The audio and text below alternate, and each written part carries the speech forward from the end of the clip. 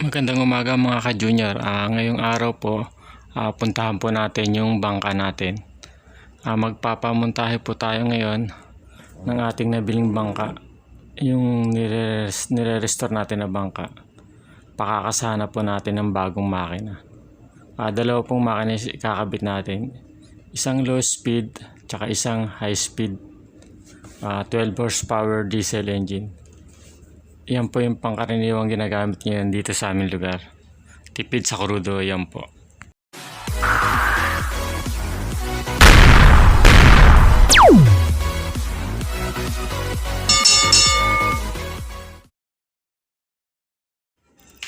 Ayan mga ka-junior, check po natin yung ginagawa ng ating manggagawa. Ngayon po ay nagpapagawa po tayo ng montahe. Ayan. Ayan. Ayan po yung dating pinanggalingan ng bridge straton. Ngayon po, papalitan naman po natin siya ng low speed diesel engine. Ayan, ayan po yung binili natin kay Mang Dadoy. Ayan mga ka-junior, siya po yung gagawa, galing probinsya rin po yan. Yan na po yung pinakatrabaho niya. Yan po yung pinanggalingan ng dating montahe. Ngayon bababaan lang natin siya kasi ang ikakabit po natin siya bali dalawang makina. Ayan, bumili po tayo ng tubo na stainless and LC. Yan, dalawang LC na po yan. Yan po yung ikakabit natin sa dalawang montahe na ikakabit natin. Ayan mga ka-junior, makikita niyo po ngayon yung pagbabaklas para gamitan po ng panibagong kasa o montahe.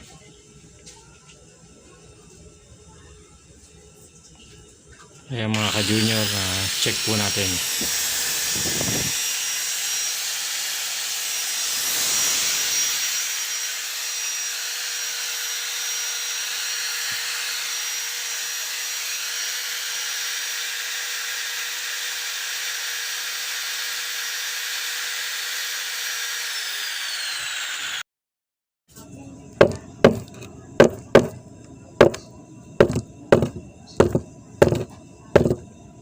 Ayan, nililinis lang po natin yung dating pinanggalingan ng montahe.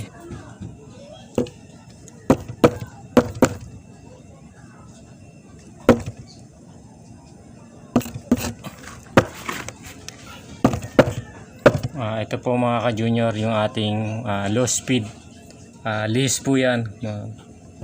Yan po yung ikakabit natin sa unang makina. Low speed na 12 horsepower.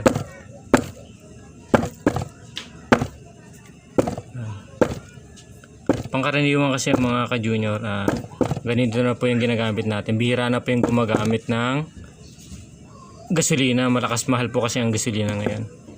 Ayan. Ito pong 12 horsepower na low speed diesel engine. Pwede po natin siyang kabitan ng sukat na elisa na 12 po, medyo malaki-laki po siya.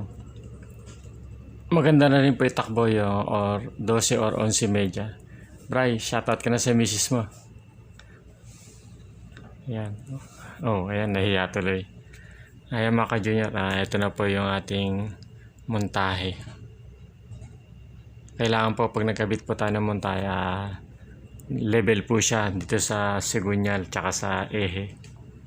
Hindi rin po pwedeng bali kasi pag bali, pag tumakbo po yung makina natin, kalampag po siya or palag, or madaling magbabaklasan yung mga kinabit nating pyesa. So, pangkaraniwan kasi pag nagmomontahe, talaga medyo matrabaho siya. Yan. Dito kasi nakasalala yung pagtakbo ng bangka natin sa araw-araw. Yan, nagpalit din tayo ng bagong ehe tsaka tubong tanso.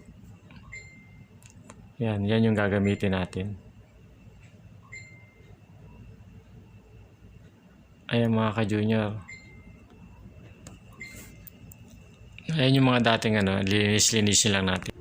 Pero tanggalin mo muna yung dating tubo para maginhawa pag kilos. Ayan. Kasi pag hindi mo tinanggal yan, medyo ano eh. Papalitan naman natin siya. Baklasin mo muna yung mga kahoy-kahoy. Ayan.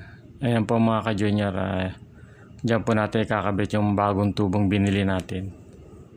Low speed kasi siya. Medyo less po yung ano niya, yung kasa, yung ehe na kakabit natin, bandang gilid siya. Ayan mga ka-junior. Ayan yung mga dating kabit. Babaklasin natin siya para hindi tayo mahirapang magsentro mamaya. Bali yung isang nasa una na makina, medyo lalim-laliman natin yung kasa niya. Then yung isa naman medyo sa ibabaw para hindi magtama yung ikakabit nating dalawang hélice. Double engine ang ikakabit po natin dito mga ka-junior. Para kung malayo man tayo, kahit mag-isa lang tayo sa laot, meron pa rin po tayong reserbang isang makina. Dito kasi sa lugar namin, pangkaraniwang double engine ang ginagamit. At pwede rin natin siya gamitin sa mga malayo ang biyahe pag tayo naghanap buhay. Ayan mga ka-junior, ito po yung ating unang montahe o unang kasa. Ayan. Bali yung dating kasa na yan, magpapanibagong butas po tayo. Kasi medyo mababaw po yan. Yan. Pre, matagal-tagal na bakbakan yan. Malalim-lalim pa yan, no? Ang haba ng ano mo. Ang haba ng bubutasin natin. Ang lapad yan, eh, oh.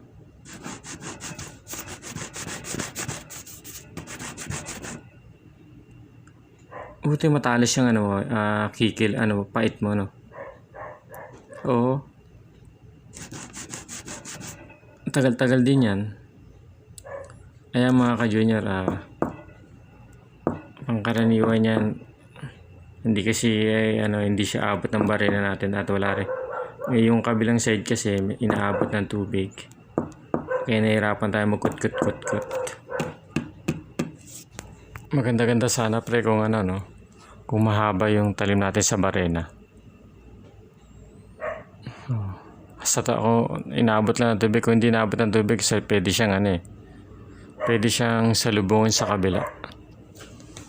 Hindi natin masalubong gawa nung malaki pa tubig.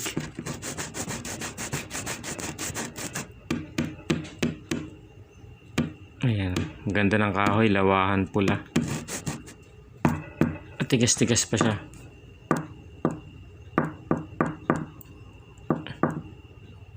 Ayan mga ka-junior, itong video natin, pa-watch na lang po. Watch, subscribe, then pakipindutin na rin yung notification bell para updated po kayo sa nilalabas nating YouTube videos. Pre, mapako ka dun pre. Yan mga ka-junior, tatanggalin muna natin yung para hindi sa gabal.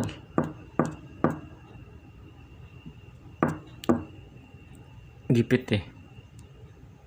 Yan, pati yung mga kahoy niya, tanggalin mo na rin yan. Babaklasin din naman natin yan mamaya eh. Para maginhawa kumilos.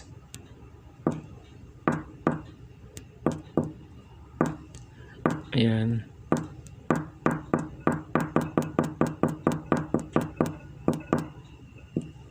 Yung kabila. Ayan, pwede pa natin gamitin yan sa takip.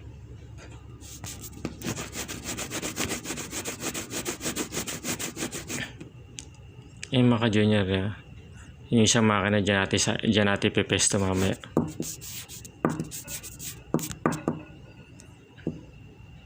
Yung mga junior, ang gagamitin natin dito, lug screw o kaya tornilyo. Mas makapit kasi yun. At the same time, meron din siyang pako. Ayan, tanggalin mo na yan.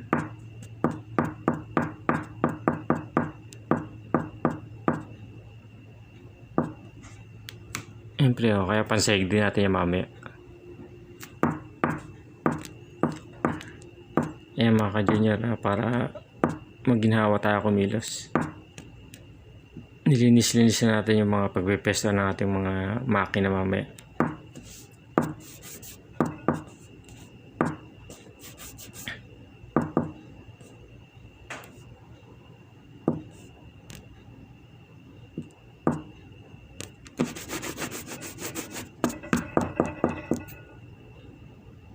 Pako ka niya, pre.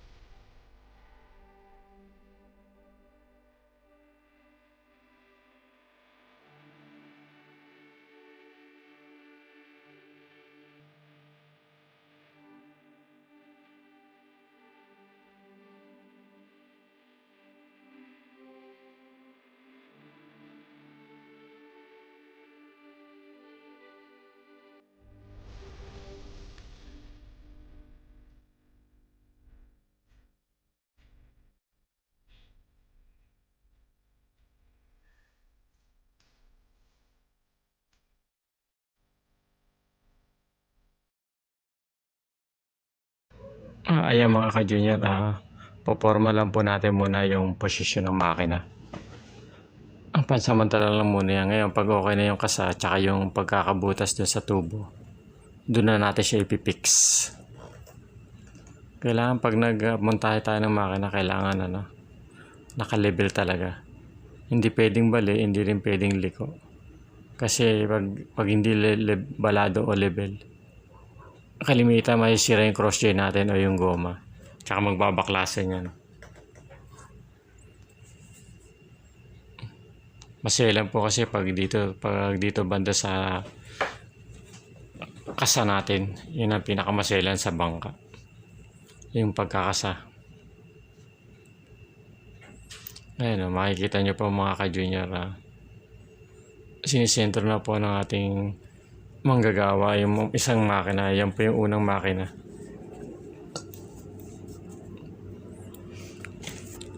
Ayan, medyo ang ginamit po natin is 5/8. Pero mas maganda po kung ang ginamit natin 3/4. Inobra lang po natin yung gamit natin para makatipid-tipid tayo, hindi na tayo bumili ng bago.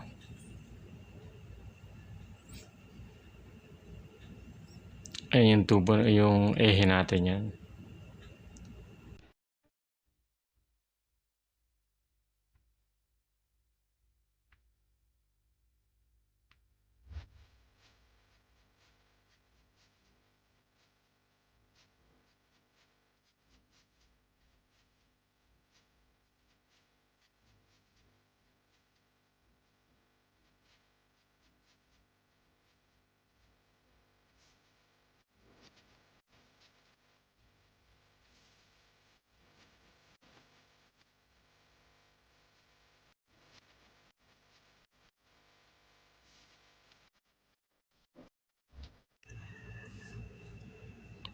Ayan mga ka-junior, pag low speed nga pala na diesel yan, kalimitan nandito sa tagiliran. Nasa tagiliran po yung sigunyan niya. Ayan mga ka-junior, pag umikot po itong 12 horsepower na low speed, halos makikita nyo mabagal yung ikot ng sigunyan niya. Pero yung buga ng hélice, palibasa malaki, malakas ang buga. Pwede siya kabitan ng 11 media or 12 hélice. Maganda-ganda na po itakbo yun. Matining-tining na po yun. Ayan, kung mapapansin nyo po. Nasa tagiliran yung yung tubo natin. Yan. Bali yung tubo natin, isisentro natin sa sigunyal. Ayan. Kasi nasa tagiliran po siya. Pakita ko lang po sa inyo yung kasa natin yan. Ito yung binakbak natin kaninang paglalagyan ng tubo. Ayan po mga ka-junior, yan. Yung una medyo malilim lang, dalawa kasi ikakabit natin. Tapos yung pangalawang makina or ehe, bandang itaas siya. Ayan. Ayan, sinesentro na po natin yung pagkakasa ng montahe. Ayan, gagamitan po natin siya ng eskwala. Kailangan po kung ano po yung space sa tagiliran ng sigunyal, pare-parehas po siya. Ayan mga ka-junior.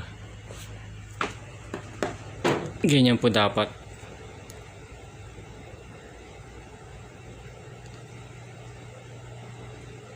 Parang madali lang pero mahirap magkasa ng mga ganito eh. Masiselan. Sayang ang trabaho natin pag yung kasa liko-liko. Yan.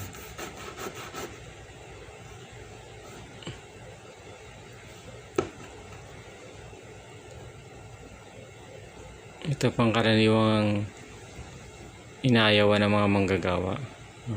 Kasi pag hindi talaga sanay sa pagkakasa ng makina, halos doble-doble na lang, madodoble ang gawa.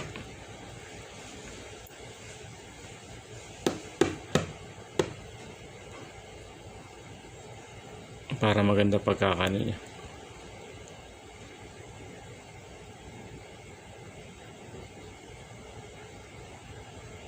Yan, sentrong-sentro. Pag nasentro na po natin siya, saka na po natin mamarkahan yung makina. Tapos itatagos natin yung tornilyo.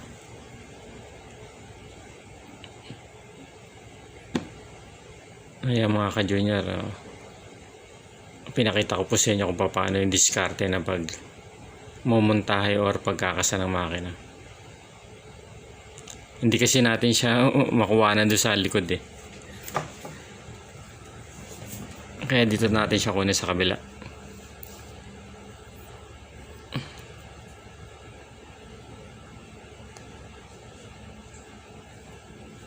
Ayan mga ka-junior, kung makikita nyo, talagang level na po siya.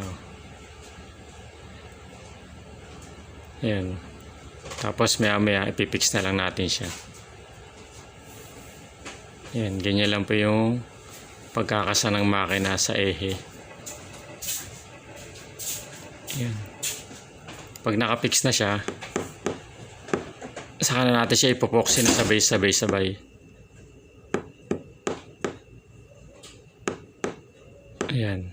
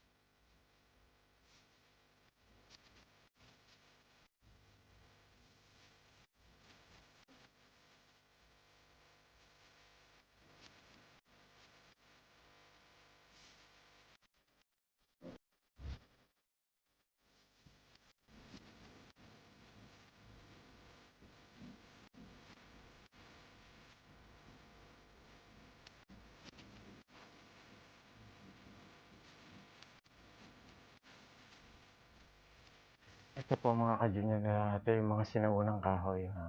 Pwede pa pong gamitin yan na mas matibay pa to kaysa sa mga binibili natin bagong kahoy ngayon.